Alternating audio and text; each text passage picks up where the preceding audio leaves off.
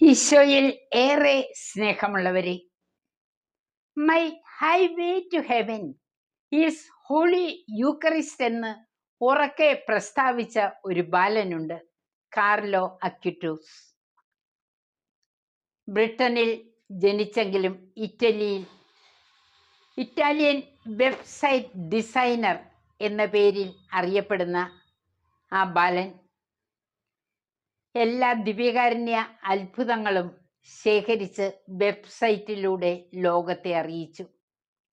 പരിശുദ്ധമ്മയുടെ എല്ലാ പ്രത്യക്ഷീകരണങ്ങളും ശേഖരിച്ചു. എന്നും ദിവ്യകാരുണ്യം സന്ദർശിക്കുക, ദിവ്യബലിയിൽ പങ്കെടുക്കുക, ഇതൊക്കെ കാർലോയുടെ പ്രത്യേകതകളായിരുന്നു. സാധാരണ ജീവിതം, പഠനത്തിലും സ്പോർട്സിലും നീന്തലിലും സംഗീതത്തിലും എല്ലാം തൻ്റെ കഴിവ് കാണിച്ച ബാലൻ എല്ലാവരുടെയും കണ്ണിലുണ്ണിയായിരുന്നു.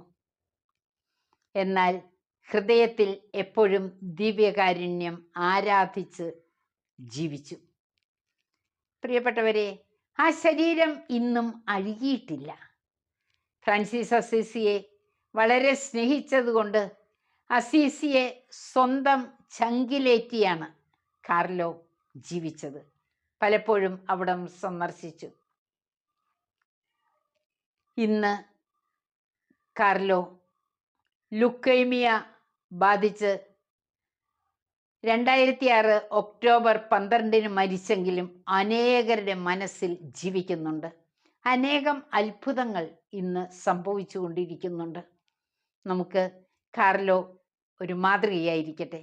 ദിവ്യബലിയെയും ദിവ്യകാരുണ്യത്തെയും സ്നേഹിച്ച് വളരുവാൻ കാർലോ നമുക്ക് വേണ്ടി മാധ്യസ്ഥം വഹിക്കുന്നുണ്ട്. ദൈവം അനുഗ്രഹിക്കട്ടെ എല്ലാവരെയും. നന്ദി.